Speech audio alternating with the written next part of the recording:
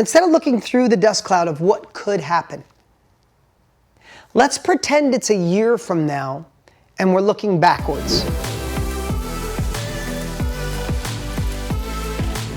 So many times in life, because of this thing, right, this phone that's in all of our pockets, we are so connected to everything. Everything is in the moment, right? People can text you and email you and call you. It's so in your face that I think it's the busiest we've ever been, and our brains don't even have time to set goals in the way we used to. Because we're just trying to get through the day. Like some of us are like, I just want to make it through the night. Your head hits the pillow. You're like, oh, I made it out alive. I got another day, right? It's hard. It's like a dust cloud around us. And we're expected to set goals when we can't even see 2 feet in front of us. So I like to do it a little differently. And this is how I set my compelling future. Let's call it a compelling future, not just goals for the next 12 months. Let's talk about our compelling future. I like to pretend it's 1 year from today.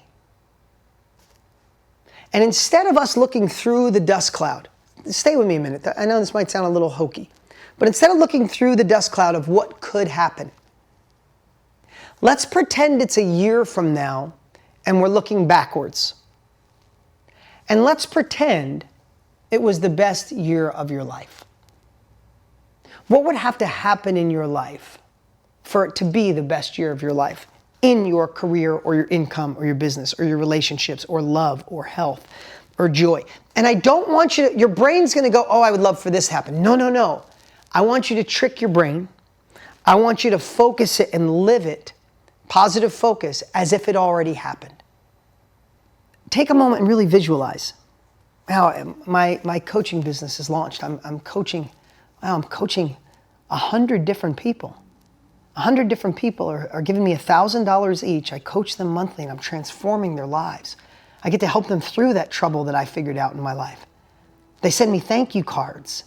They're so excited that I get to be with them every single month and transform their life. It's filled my soul. And I get to work from anywhere I want with this laptop. And I can't believe this became real in my life. I can't believe I get to coach people for a living, that I get to make more, do more, be more, while simultaneously serving and living into my full potential. God, and I love the fact that I get to make $100,000 a year just by serving.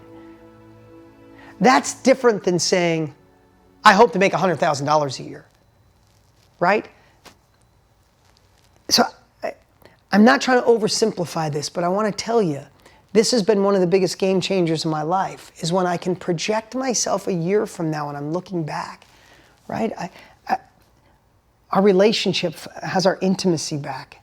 I can't believe when I walk through the door, the way he looks at me is the way he used to look at me 15, 20 years ago. I can't believe that. It gives me butterflies when he looks in my eyes.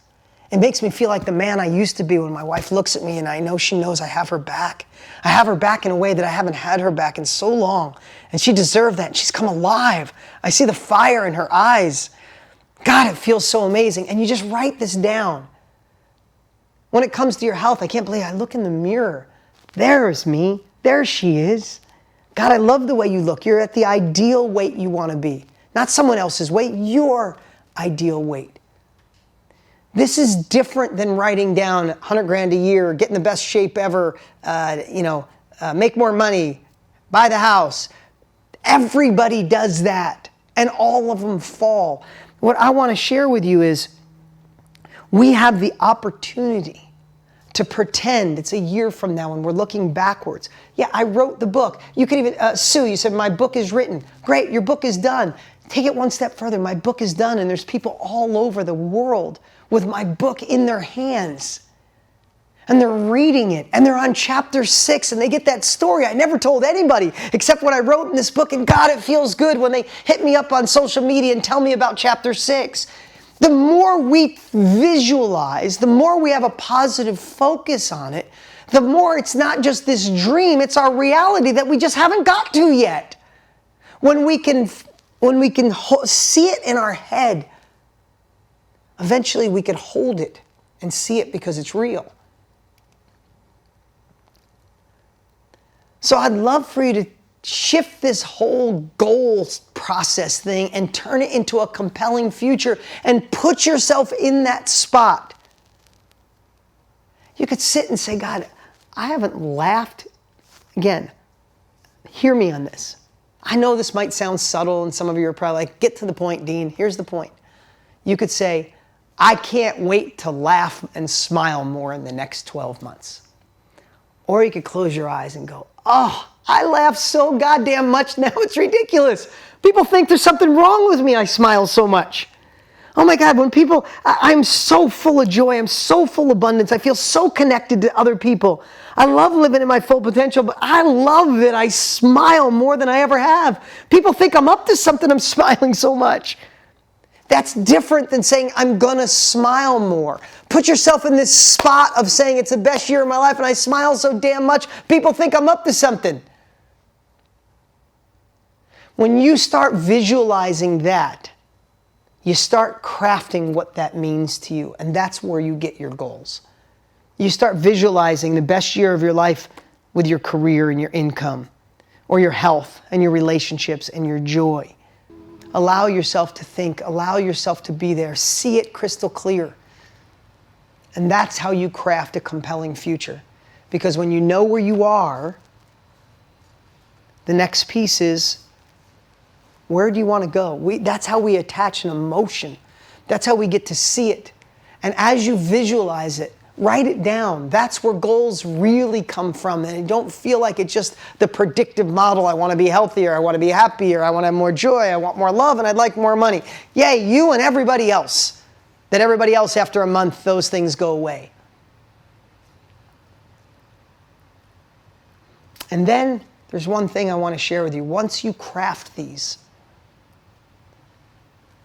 don't just read them once in a while. Let's spend the next year together and read them on a regular basis.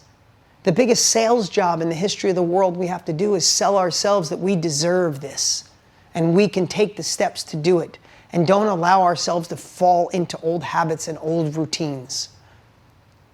So once you craft your compelling future, why not read it every day? Why not look at it every single day of your life? Because it's your life. And we only got one shot. If you know where you are and you know where you want to go, the third thing is why.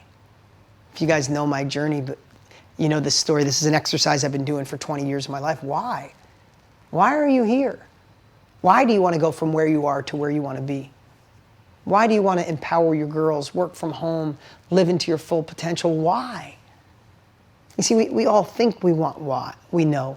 But a lot of times, especially those of you who are new, sometimes you got to dig under the hood and really get it out of your head, get out of your head and get into your heart.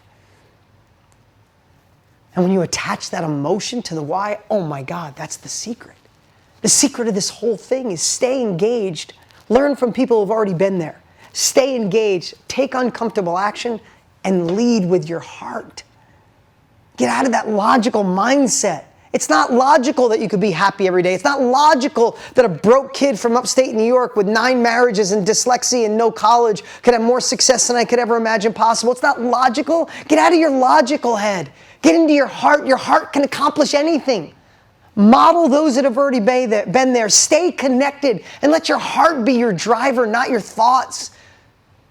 And when your thoughts do, use all the other stuff we trained and what's in Accelerated Success for me to get the right thoughts. But let your heart lead. And that's what this little section of why is about. For those of you that know my story, about 15 years ago, 12 years ago, I did an exercise called 7 Levels Deep. I hired a gentleman, a consultant at $10,000. His name is Joe Stump, an amazing human. Love the guy, still friends with him. And I said, how do I get my students more success? He said, have them do the 7 Levels Deep. I'm like, great, I paid you 10 grand. Give me that 7 levels deep. And he's like, no, I got to take you through it. I'm like, oh, all right, I'll go through it. And I had team members with me. I remember we were sitting outside of my house at the time. We were sitting at an outside table of 10 people. And I'm like, all right, I'll just go through this. What is this 7 levels deep, Joe? I paid you. If it gets my students more success, I'll do it.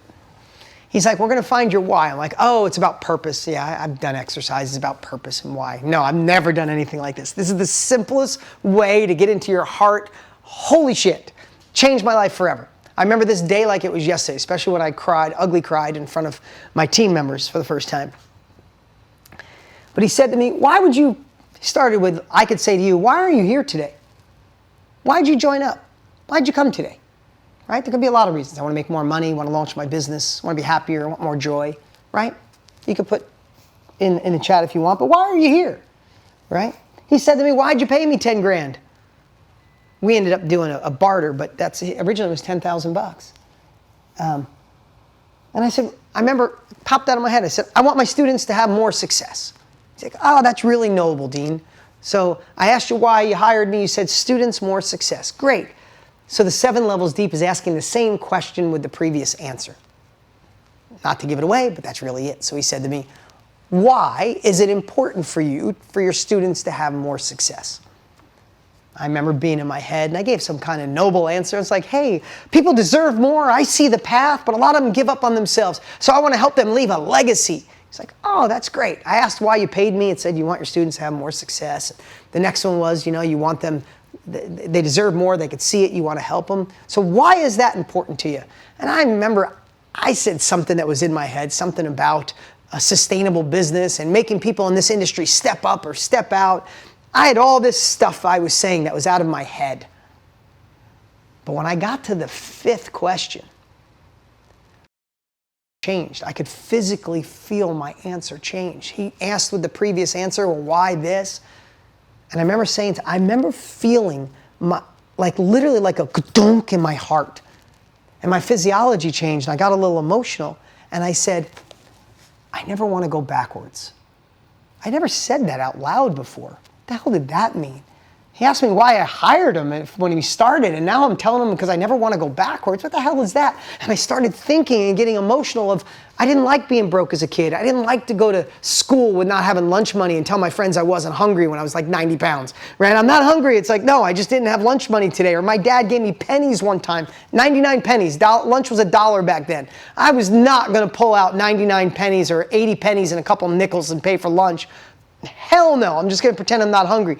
I didn't like being evicted from a trailer park when I was with my mom. I didn't like my mom working 2 jobs to make nothing, 3 jobs actually. I didn't like that the back window of our car was busted out for like a year straight and there was tape and plastic on it. I started thinking of all these crazy emotions that I had never thought of in my heart. I'm like, I don't want to go backwards. That was a real fear of mine. It was from my heart. And I remember getting emotional. And Joe said, thank you for being so transparent. And he said, what was the next question? Why don't you want to go backwards? I'm like, shit, didn't I just answer it? I don't want to go backwards. He's like, no, that was only the 5th question. You got 6 and 7. And then it popped out of my mouth. I said, I want my kids to have choices. I never said those words before. And I'm not talking about raising entitled children. I have 4 of them now. The last thing this world needs is entitled children. But I remember, and I started thinking, I didn't have choices as a kid. My parents married and divorced and moved so much, I'd find new family, new grandparents, this, and I have to move, and I have to move, and I have to leave this school and leave this friend. I didn't have choices, and I want my kids to have choices. And if you guys are parents, you know that's the time that the tears are coming down my face going, they deserve choices. I need them to be able to do their thing, to live into their heart. And I'm like, I found it. Thank you for my why. And he said, Dean, I got to be honest with you, that was only the 6th time. I'm like, son of a bitch, I don't know if I have another one in me. He's like, why do you want your kids to have choices? And now I'm completely in my heart. I'm completely full of tears running down my face. And I said the thing that changed my life forever. And I said, I need to be in control of my life. And I didn't mean a control freak.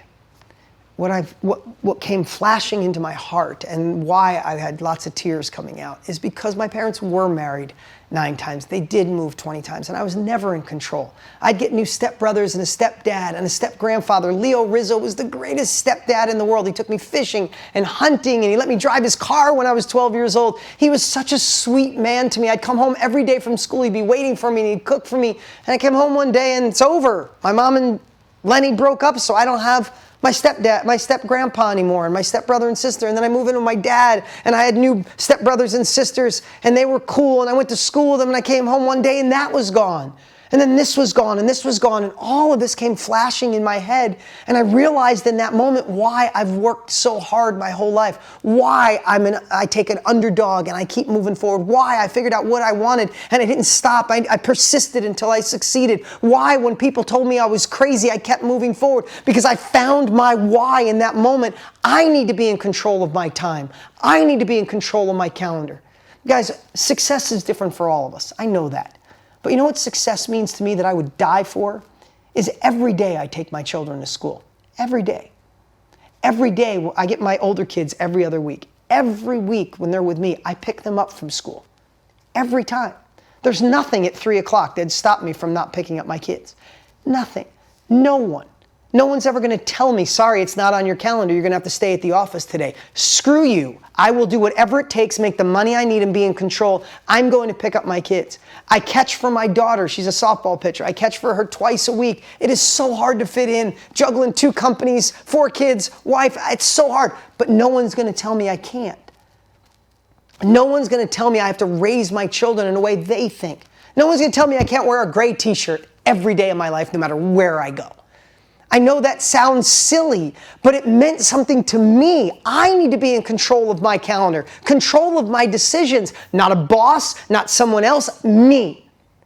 And in that very moment, my life changed forever. Because not only did I recognize why I fought so hard my whole life, I had the tool to overcome every obstacle that ever could try to get in my way.